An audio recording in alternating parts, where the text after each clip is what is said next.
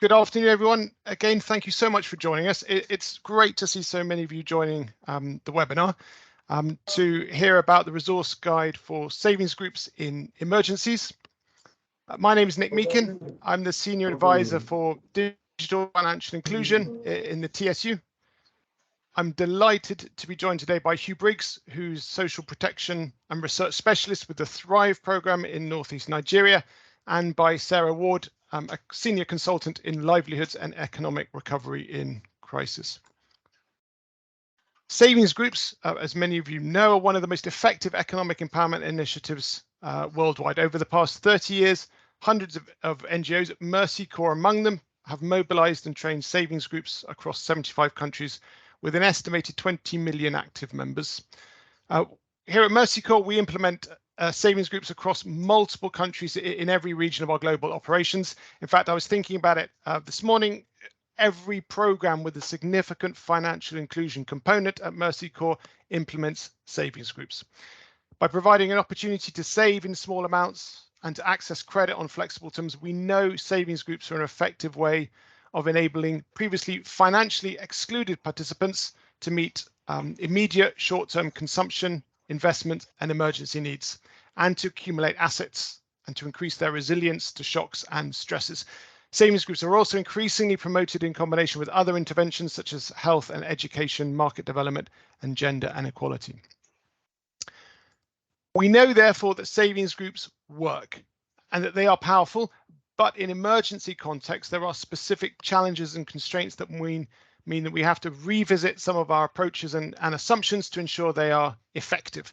Last year, 8 organizations, including Mercy Corps, represented by Hugh, formed a learning group to examine the specifics of savings groups in emergencies. Within this group, by sharing resources and experience, common challenges and solutions, they produced a resource guide to help savings groups and humanitarian specialists collaborate more effectively. I'm therefore very grateful today to have Hugh with us. Hugh is joined by Sarah Ward, who led the learning group. I will now hand over to Hugh to describe the guide in more detail and how you can use it in your work. Once Hugh has shared his presentation, we will have time for question and answers. So please, as we go along, please do drop your questions in the chat. We'll share them afterwards, and Hugh and Sarah will address them. Hugh, over to you. Thank you very much, Nick. Good afternoon, everyone. Good morning. That depends on the region where you're joining the call from. I also like to say before I start, I like Sarah to say hello to everyone that is on the call. Sarah? Sure, I'd be happy to. Hello, everyone who's on the call. I'm very much looking forward to discussing the question and answer period with you and introducing myself to new colleagues and old friends. Thank you, Sarah. And thank you so much, Nick, for that elaborate introduction of the savings group in emergency setting. I'm going to take us through a summarized version. I'll be sharing my screen. And yes. So thank you so much for joining the call, everyone. I'm really very excited about this opportunity to really share learning from what we have the last 18 months been working on to see how we can support development organizations, NGOs, professionals who implement savings groups in an emergency setting. This is a very huge document that has around over 80 slides. I don't have so much time to do all of that presentation, but I'm just going to share a more summarized version, which is what I'm going to share. In the course of this presentation, we will share a link where you can have access to all the learning product. But this is just to give you a tip or some key areas that we felt we should share what this document is all about. So thank you. This is our agenda. We will just look through savings group introduction and expected outcomes based on our conversations.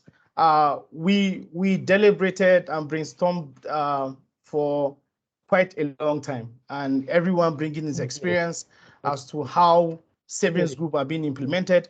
But also we are thinking differently to say, are we consciously and intentionally implementing savings group in emergency setting, where most of us find ourselves providing support to communities and ensuring that we support communities to implement savings group. We developed this context, but looking at three very important questions. One is, we will look at it in this presentation, in emergency setting, which savings group standard must be retained, and also what can change. The second question is, how can savings group, cash, voucher, assistance, and livelihood programming best work together in an emergency setting? And the last question is looking at, in unstable environment, how can we support social cohesion within savings group? There will be some key highlights in terms of conclusion, and then we will also look at how we can share all the key resources with all of you. So what are savings group? Not everyone possibly maybe on this call understand what savings group is. So I'm just going to give a very brief highlight about what savings groups are. I know Nick spoke a bit about it, but savings group are a small group of people that save together and borrow from their pool savings. Currently, around the globe, we have around 500 million people worldwide belonging to many different, several informal savings groups, which provide access to basic financial services in an underserved market. Saving group in emergencies. For us, we looked at the following expected outcomes.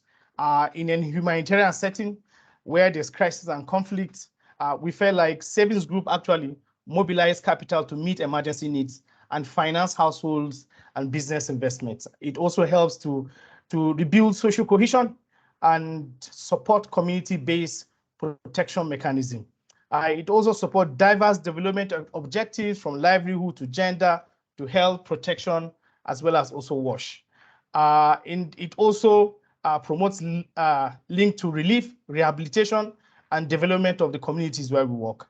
And most importantly, it helps to build resilience to future stresses and also shocks to our participants and communities that we engage. I'm going to deep dive now into question one that talks about, in an emergency setting, which savings group standard must be retained and what can change. There are four focus areas here. One is membership. The second one is management of the groups. The third one is project support. How do you support this project? What kind of support do you provide to savings group, especially in an emergency setting? And lastly, also financial policies. So for membership, we actually looked at a number of areas here, and we know for most programs that implement savings group, there's usually a target to say set up this number of groups and ensure this number of people are part of the savings group because there are standards. There are different standards in savings group. There are different models and different approaches. There are village savings and loans associations. There are others that are just called merry-go-round. There are also other silk, which is saving and internal lending communities. It varies the number of members, but I think usually the standard is usually between 15 to 25, 15 to 30 people. So here, in terms of membership, we felt like it's good that we engage the most vulnerable members of the community without discriminating against others. In emergency setting, it is quite different from what you have in conventional communities, where probably maybe only developmental programs or even early recovery programs are being implemented. Here you have communities where internally displaced persons are there. They could be in camps. They could also be residing with host communities. And where resources are stretched, there are bound to be conflict. And from conflict, it could also result to some means of discrimination. So for us, we feel like as we promote this at the community level, we try as much as possible to say no to discrimination and allow everyone to participate in savings group. We all know the savings group is a self-select process where people decide on their own and not being coerced or forced to join those groups. Secondly, savings group members must be voluntary and not conditional. I've already started explaining that.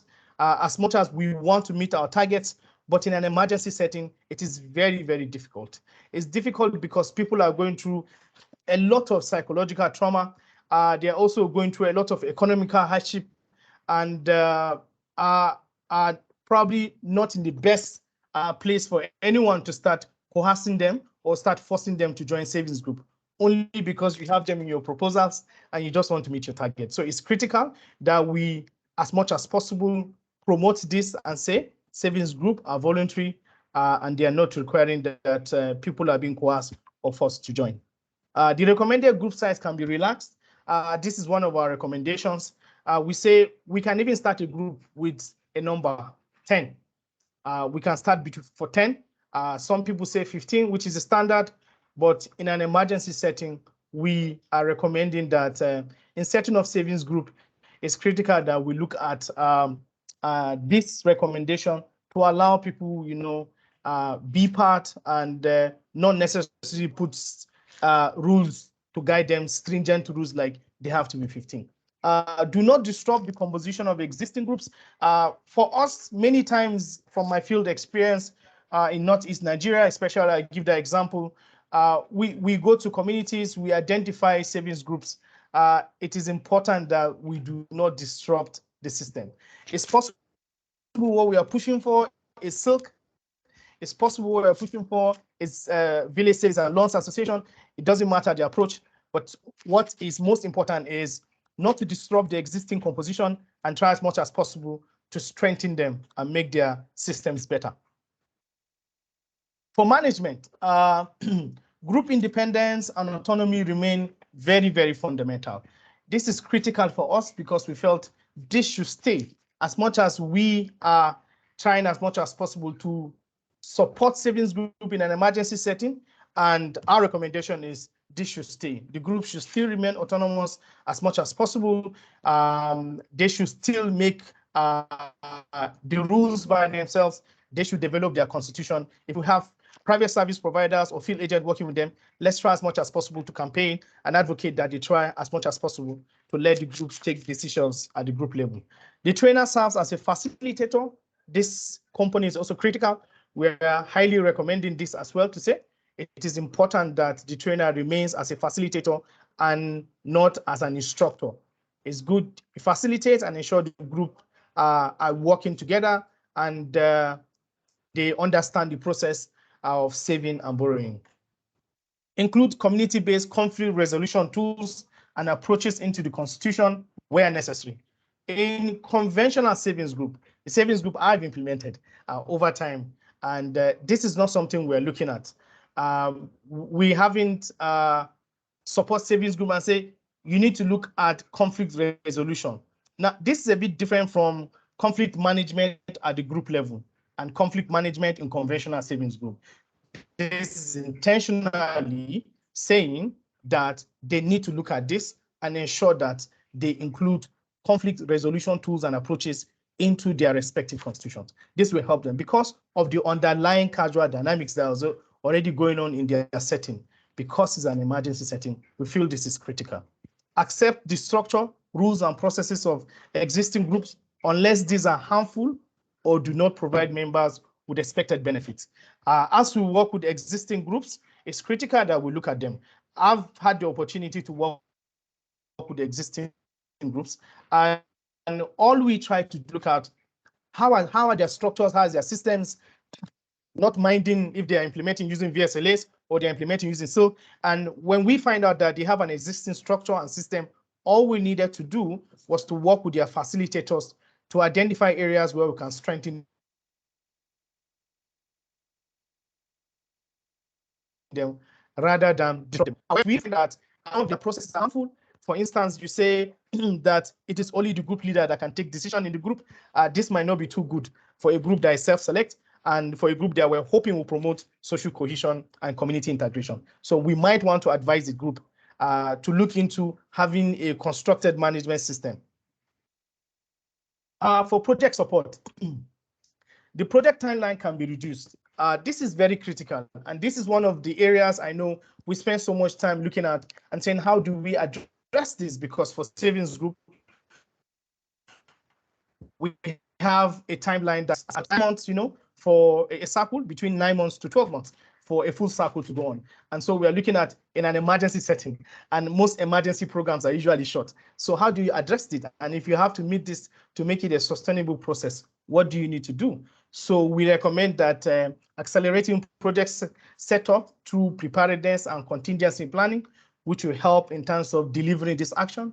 It's also important that we fast track in terms of group training. Sometimes group training takes a longer time when we have that luxury of time.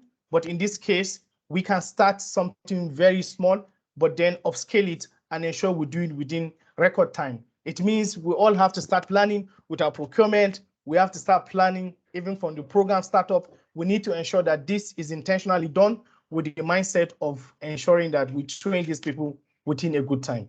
And then the cycle, we recommended that for these kinds of programs, in this kind of settings, that we can actually run a cycle for 6 months. Now, many people will say, why 6 months? Is this enough? However, we have modeled this somewhere, and we've seen good success for 6 months, and it's actually worked. And it also gave us a bit of time to see how the group enjoy the process and if they're also able to continue. But there's a limit to which a savings group project can be truncated. As much as we're bringing all of this flexibility to the groups, there's a limit. So commitment and plans may need to extend beyond the grant period. So for sustainability, we need to ensure that as we set up these groups, they are self-motivated, they are self-inclined, and they're also ensuring that it's something they really want and want to continue. There's a document that was shared by Sarah. I read that document. Is about market system development, how you can align market system development to savings group.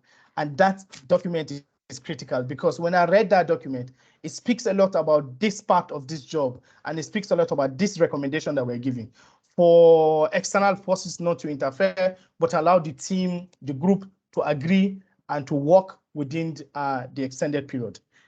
Tailor standard packages of project support needs of existing groups. Tailor standard package of project support to the needs of the existing group. I know as I continue this presentation, there are many areas of support we provide to savings group which really are not sustainable. And I found myself to be a culprit and many programs. For us to set up savings group, we provide a savings box for them. We provide all the kits in the savings box. We provide even the mats for them. We provide everything for them. And on top of that, we go as much as even doing cash transfers. That is really not encouraging. So for us, we say it's something we really need to look at. It's something we need to encourage to say, what really do you provide for these savings groups? How do you support them? How do you make sure they buy the process, own the process, and run the process themselves? Or financial policies. Hugh, can I just stop you? Yes. Your line is pretty good. It's not great. Can I suggest you turn your video off? I think that might just improve the Okay. sound quality. Although we love seeing your face, I think if it improves the quality of sound a bit, that would be great. Okay, thanks. Okay. Is it better now? Yeah, let's see how we get on. Yeah. Okay. So for, wow, my goodness. For financial policies, one of the areas we looked at is to keep financial policies flexible and adapt where needed. So for example, we are looking at no minimum and maximum savings. We are advocating, we are recommending that this should be relaxed. For most savings group, there are always a minimum savings and also like a maximum. They call it shares. So there's a minimum share, there's a maximum share. In this case, we are saying we can let it be flexible. Individuals in the group can actually save what they feel they can save. And also, we felt like it's also important that we allow savings withdrawals. I have an example of this sometimes, like in Yobe, while we are supporting savings group over there. We had this lady who is an internally displaced person, living in one of the communities, and they had to move. They're actually planning on going back to the community. Now, this is not something we've thought out before, because we're not applying the emergency setting context to this, and we have to find a balance around it. But at the end, I think the group decided and withdraw the money and gave it to her. But this is something we should start thinking. In an emergency setting, there should be these kinds of flexibilities. It's not also good to restrict loans to productive investment.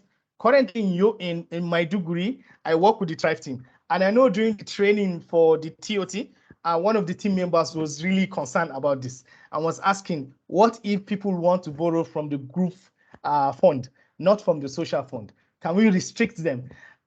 It's a critical question, but it's something that we should be flexible about and ensure that the group decides.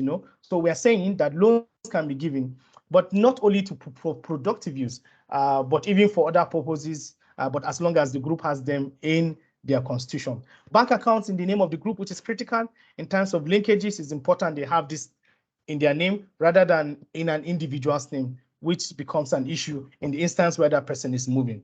Recognize increased risks of group investment, which is also critical because they're a mobile population. It's important that we get to understand if the group is into any investment, like a group IGA or group income generating activity. They need to also look at this in the instance where there's going to be mobility or people might move or change the dynamics of the context here.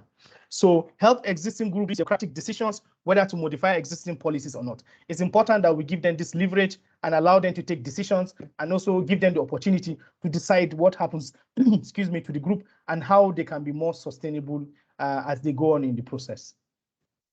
For question 2, cash voucher assistance linked to savings group in terms of livelihood programming best work together in an emergency setting. This is critical. For most of the program, including the program I'm currently implementing in Northeast Nigeria, Borno, we have cash assistance that we're going to be doing to program participants, but most importantly, this recommendation will come very handy because savings group provide cash voucher assistance beneficiaries a safe place to save and serve as a vehicle to better manage cash transfers. So we feel like together, savings group and cash voucher assistance will support emergency consumption, help restore livelihoods, finance household and business investments, and build resilience.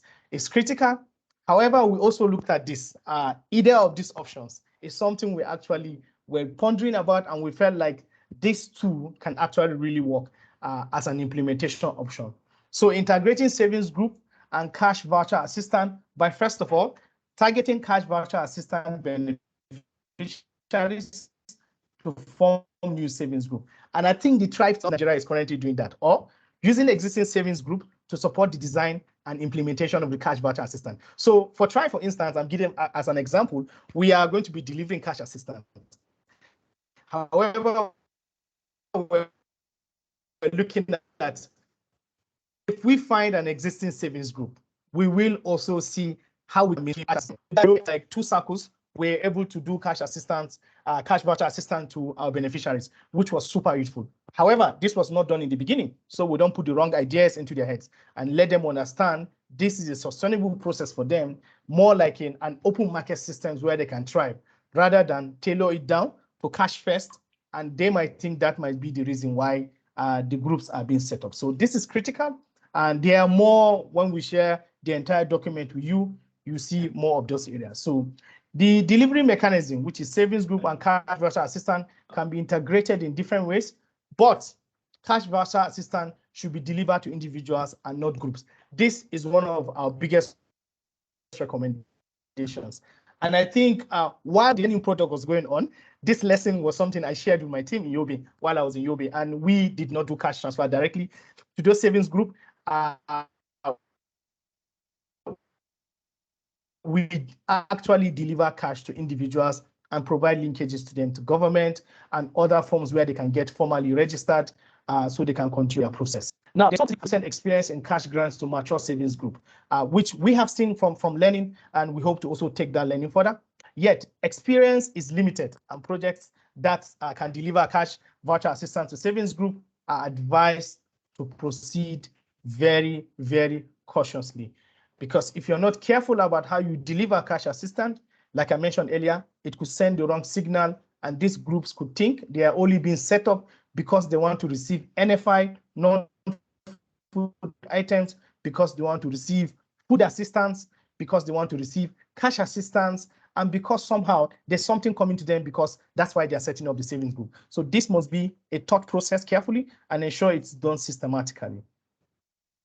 For question 3, in unstable environment, how can we support social cohesion within and through savings group? This is also a key and fundamental recommendation that we're giving. Savings group all over the world have been seen not only because they can have financial freedom, or maybe they can be part of, enjoy financial inclusion and have access to credit and know how to do business and learn business skills and promote their group and even start IGS. But most importantly, is how they can integrate. I give an example of 4 years ago, while I was implementing the ISIN program. What happened was we set up savings group, helped them set up in an emergency setting in Borno. And we had a lot of internally displaced persons living in communities that they were not accepted. The acceptance was just not there. There was continuous conflict. When these youths started working together in their savings group, what happens was that at the end, when we are collecting stories, one of the young adolescent girls came out to say, listen, for me, one of the takeaways is not how much I'm able to save to buy my school books, but how I'm able to integrate and create my network and have friends from those living in the host communities. Now I'm safer. I feel better to go to their homes. I'm able to also dine with them, and they're also able to come to our home. So this is not something that is happening before. And many other savings groups. What we are saying here is that it's good that we have this at the back of our mind, and to ensure we use this avenue and this tool to promote community cohesion and social cohesion within the community. We've got good lessons from many programs that we've implemented, where savings groups have become a catalyst for their community change, where savings groups have turned to social entrepreneurs, addressing their community problems and addressing their community challenges through savings groups, providing solutions to many young people within their communities with many advocacy campaigns for gender equality and equity. So we feel this is an interesting tool and can go a long way if we are very intentional about it. So one of the lessons, some of the lessons in the main document, you will see a whole lot of these lessons that we're going to share. And some of our recommendation is to work with existing community-based structures, which is critical. We cannot work without them. I give an example here again. Recently, we are recruiting community volunteers to kickstart our savings group in Jere, in Maiduguri. We actually identified some community leaders to, first of all, advertise. Secondly, they joined in the recruitment process. And when I mean they joined, they were part of us. They were part of the interviews, even for the community volunteers, who hopefully we hope to see them become private service providers as field agents. So it's critical to make sure they are carried along, consult targeted communities early and regularly, before, during, and after emergencies, which is critical. It means it's not only about the savings group, but also you have to carry them along in everything you're doing so that you can get the maximum and the desired support. Address gender and power inequalities and engagement. It's critical. This part is very important in a lot of contexts, including the context where I come from. If women need to be part of savings group, we need to carry out advocacies. We need to carry out sensitization to the community leaders, religious leaders, including the men, to advocate to allow their women to participate. For most countries, this is something that is desired and is critical. In conclusion, first we say preserve the flexibility, preserve the flexible and transparent nature of savings group, allow the savings group methodology to work. Build robust in-country technical capacity before emergencies, or at least on the onset. It's critical. There's capacity already on ground. The plans are already there. The designs are there. And all we need to do is to roll it out with the communities to support those in need. Align savings group with humanitarian standard, align savings group activities with humanitarian standards and realities, including shorter grant period. which is critical because most humanitarian programs and emergency programs are usually very short. So we need to be cautious about the time and ensure that we align that. I gave an example, 6 months for a circle. Link savings group to cash voucher assistance at the programmatic and beneficiary level. Systematically link savings group to CVA activities, assessment, consultation, design, and community accountability mechanism, which is critical in terms of delivering savings group. Some of the resources that we're going to be sharing, we will share all of these, their flyers and the learning brief, their videos to support this learning brief, and also there's a full slide deck that is around 80 slides. I just summarized it now. So thank you very much. At this point, I don't know if there are questions, but I hand over to Nick. Nick, over to you. Thank you, Hugh. That was really interesting, very interesting to hear about, some of the preliminary initial recommendations about how savings groups can be tailored to emergency contexts. As you say, it's a fairly brief summary, but I think it's been a really good introduction to that. And I do encourage everyone to have a good look at the resource guide after this webinar. So thank you, Hugh. Before we do some Q&A, and I can already see some questions in, Sarah, I'd just like to give you an opportunity just to make any comments or provide any feedback on the process as you were the leader of the head of the working group. Sarah. Thanks so much, Nick. And thank you so much, Hugh. That was amazing. And I just like everybody to notice that we are on time, which, doesn't always happen. So congratulations to everybody there. I guess the only comment I'd like to make is that, to be very clear, this was really a group of 8 professionals who had spent a lot of time thinking about this. And when Hugh talks about these recommendations, they really came out of a very deep dive into each of these major organizations' current learning and work, as well as all of the resources and information that was out there industry-wide. So these are not really coming from a place of just one organization's thinking or just one professional's viewpoint.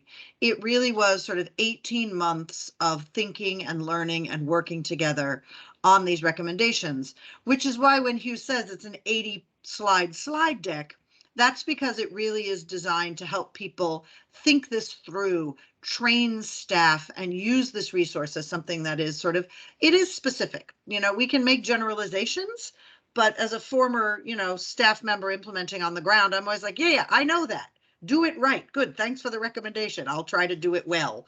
That's a good recommendation. But this slide deck really does have very specific guidance. So I just want everyone to be aware of that, because that can be an important point. Thank you very much, Sarah. So some questions from Zakaria. Sarah and Hugh, it was an excellent question. How would you ensure the sustainability of such an exercise if the targeted community is barely able to meet basic needs with interrupted or no income?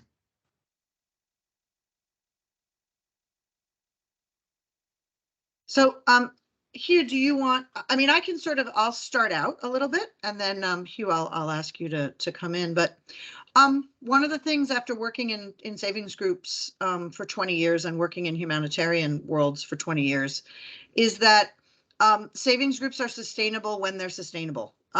Savings groups as a model don't work unless they're working. And so the straight up answer is, if people decide to come together, if you present the model and people decide to come together and make a decision, self-led, self-directed decision on how much they want to save and how they want to save, it's sustainable. Because these are decisions that the people themselves are making. And so that is not to say that a savings group is appropriate for every single human being on earth in every single context. What it is saying is that we should not limit our perspective to say, we think these people over here don't have enough money to save, therefore we are not going to talk about, promote, or otherwise make available this option. And what we've been learning over the past 10 years is that people are interested in savings groups in places we didn't anticipate them to be interested in savings groups, in refugee camps, in mobile populations, even in transiting populations. So the real recommendation is not so much how do you keep it sustainable, it really is presenting it as an option, accepting if it's not taken up, and supporting it when it is. Great, Hugh, do you have anything to add else you to that? wanna... Yeah. Yes, sure. In terms of sustainability, like I said, it's critical to understand the kinds of settings. Now, it depends on the settings that this question is coming from. To say in an emergency setting, there are displacements. There are also displacement. For instance, where we work, we have a lot of displaced persons living in communities. We also have a lot of displaced persons who have been in a settlement for a very long time. So these are some of the fundamentals that we also need to think about. If there's a crisis here now, and then people are displaced from their original habitats and they actually move to somewhere close by, there's a possibility that where they are might be a camp, and in that camp, they could quickly be resettled back, or they could quickly be moved. However, if they are there for some time, you build on that, to see how you can introduce sustainable livelihood opportunities for them while they stay there. I give you an example. In Maiduguri, Northeast Nigeria, where people have lived in IDP camps for more than 2 years, 3 years, 4 years, 5 years. In that way, the expectation from NGOs and the expectations from the government might not be coming as much as they come. However, you just know that what you can do is to think differently, to say, how do you also start building a livelihood pattern for them, so they don't also only receive, but they are also engaged in some form of economic activities. Remember, these people are part of the market in the communities where they come from, and now they find themselves in a certain situation. So there are some form of small skills within them that they can also use to try for them, so they can recover, even in an emergency setting. Great, thank you. Danielle has a question, following on from Zach's question, really. I'm curious if any of the 9 savings groups in emergency pilots were done after a certain threshold, like basic needs stabilized, or was it introduced right away? Were any pilots working with groups facing severe needs like IPC4 and IPC5? Okay, Daniel, I don't know the pilot that you're talking about. Are you asking if we've done a pilot before? Hey, Hugh, I guess I was thinking about the 9 professionals and their different 9 contexts. If the savings groups were in emergencies, are we really looking at kind of once basic needs have already been met and then savings groups are introduced and still an emergency? Or I'm thinking about in which context have we tried this, like kinds of crisis contexts? Yeah, so this is a great question. And during the group sessions, we actually discussed it to say, at what point do you introduce savings group, even in an emergency setting? Is it at the point where these families need basic shelter, food, water at that point? Or is it at the point where they're a bit stable and you can be able to engage them? So what we're saying is that we cannot engage them and start a savings group where people still need basic assist to survive. We are only saying you can introduce this where people are actually in an emergency setting. However, some form of their basic needs must have been met. And then you can layer in savings group to support and promote their livelihood as well. I guess I'd also just add to that. I want to be very clear. So in many of these cases, we were working in places where there were severe emergencies, and it was food, and there was food security. There was extreme insecurity, extreme mobility. We were working in places like Yemen and Syria. And so these pilots were in a straight up humanitarian context. I don't want to sugarcoat that. It really was. And again, it takes us back to this idea of savings groups work when they work. And so in some of these cases, savings groups and the savings group idea and methodology came in at the same time as cash transfers or multi-purpose transfers to meet basic needs. And in some cases, things went well, and the savings groups were an important part of people people's sort of economic decision making around meeting their own basic needs.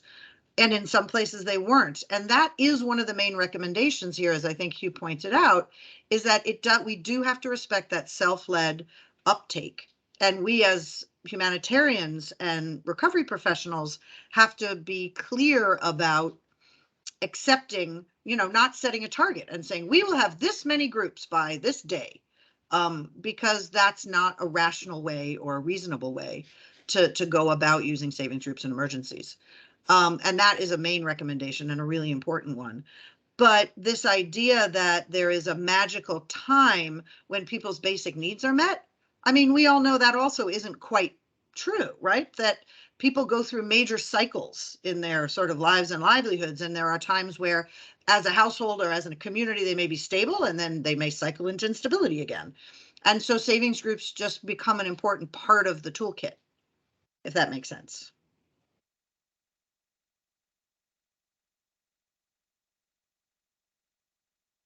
I hope that makes sense, Danielle. And Danielle had a follow-up question. Do we see cases where people have stayed engaged in their savings group after returning or being newly displaced? Have they found ways through their social network to continue participating?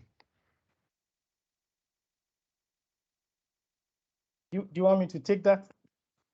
Yeah, go for it, Hugh. And then I'll add up if necessary. Go for it. Yes, Danielle, we have seen these examples like in Yobe, where we implemented the Building Resilience in Complex Crisis program.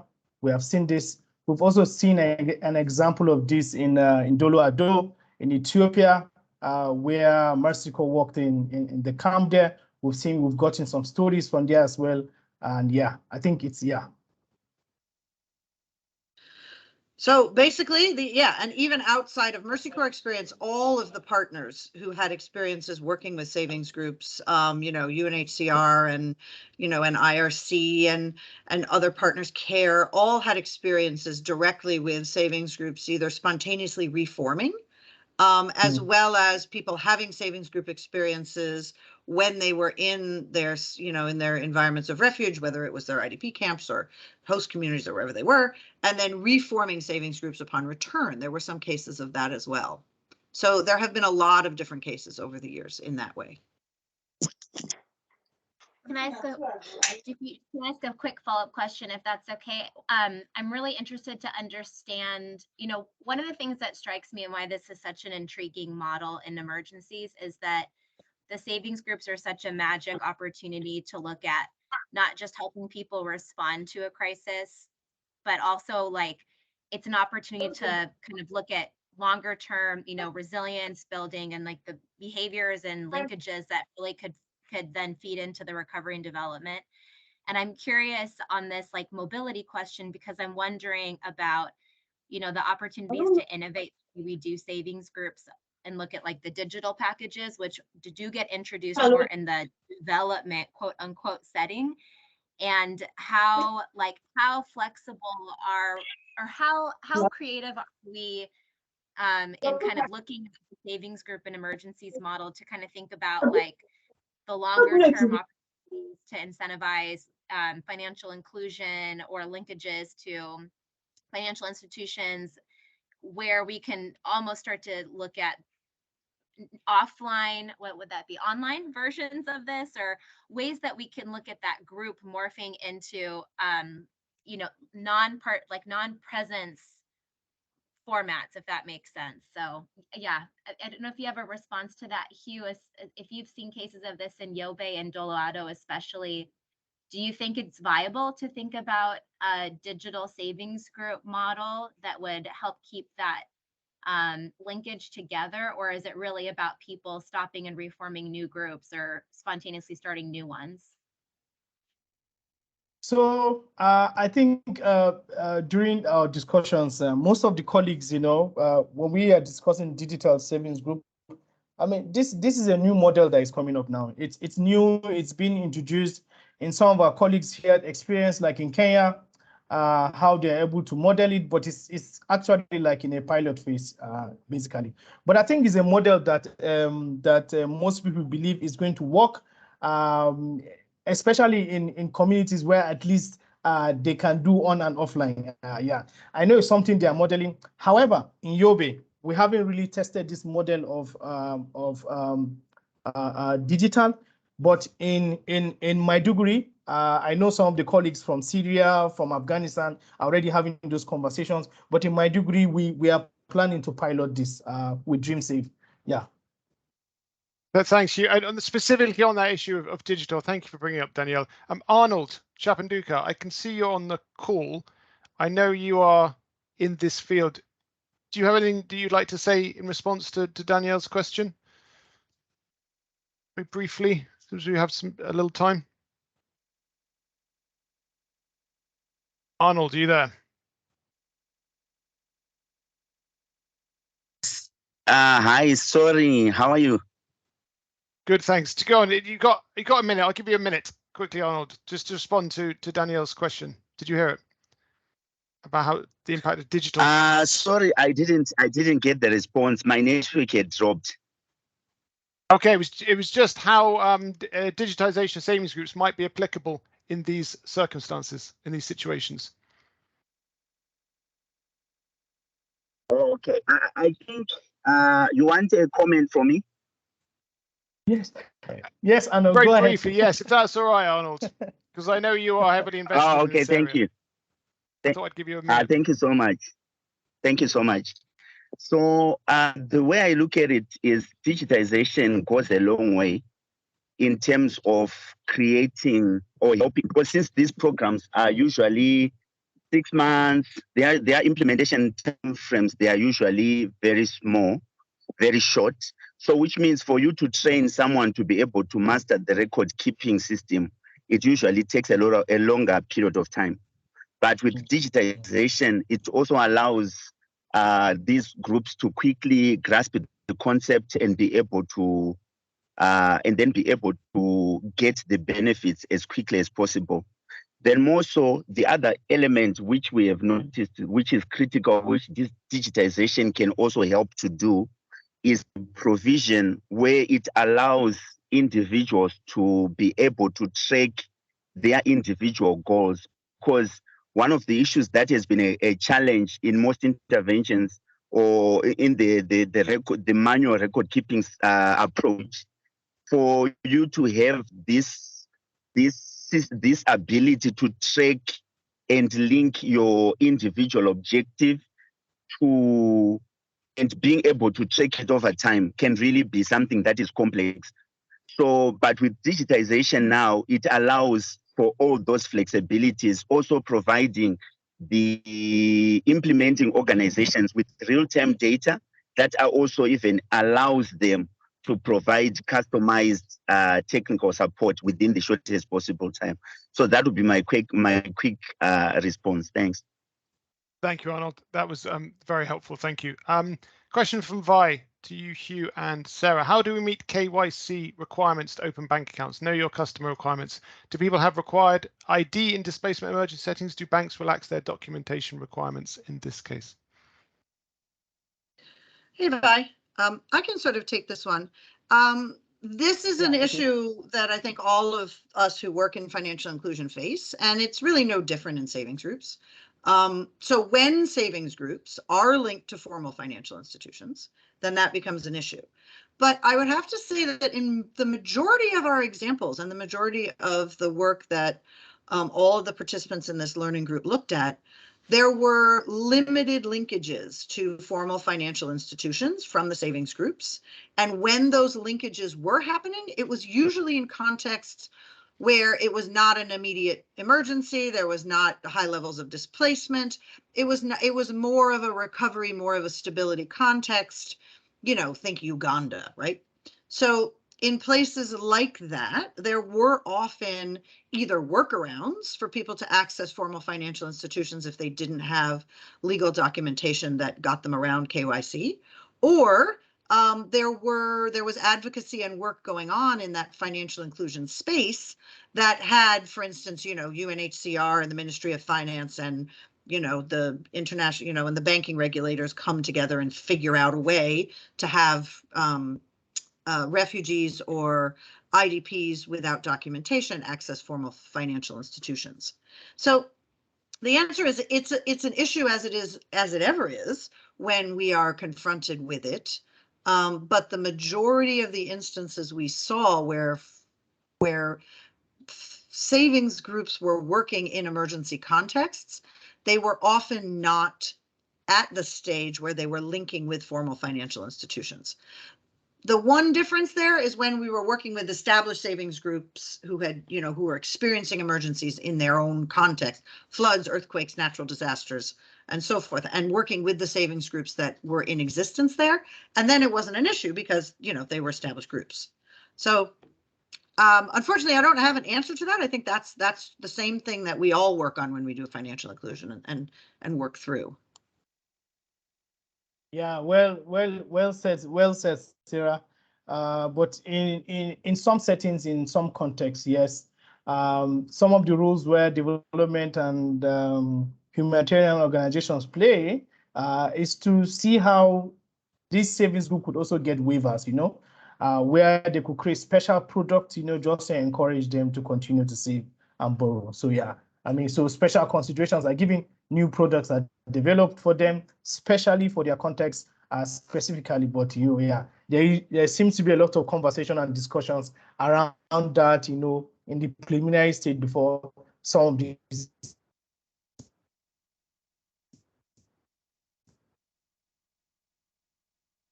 Thanks, Hugh. We've still got a few minutes left, but just I wanted to use the time just to make sure everyone knew exactly how to access the resource guide after the webinar. Grace, I believe you're going to be sharing the links to the resource guide. Is that correct? Yes, Nick, I already dropped the link in the chat, but I will also share it by email too. Great, thank you very much. So that is to the learning brief. Is that the that's the learning brief, and then there's also the link to the resource guide itself, so the 80-slide presentation. Okay, let me drop that. Let me drop that, yeah. So what Grace has shared there in the chat, hopefully you can see there's the two versions of the learning brief. I think that's a 10-page summary, low resolution, high resolution, and then she'll also share the link to the resource guide itself.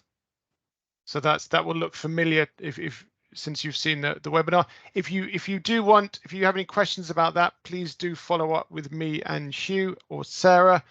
We'd be very happy to hear from you. Anything else, Grace or Hugh, you want to add, or Sarah, you want to add on sharing the resource guide? We want to make sure everyone knows how to access it. Yeah, just the last point is just for those of you. So I don't have access to the chat. I'm not sure if others are having a struggle with that as well. But if you don't have access to the chat, one of the things that can be helpful is really do reach out to Hugh and to Nick or myself, because it is an open source document.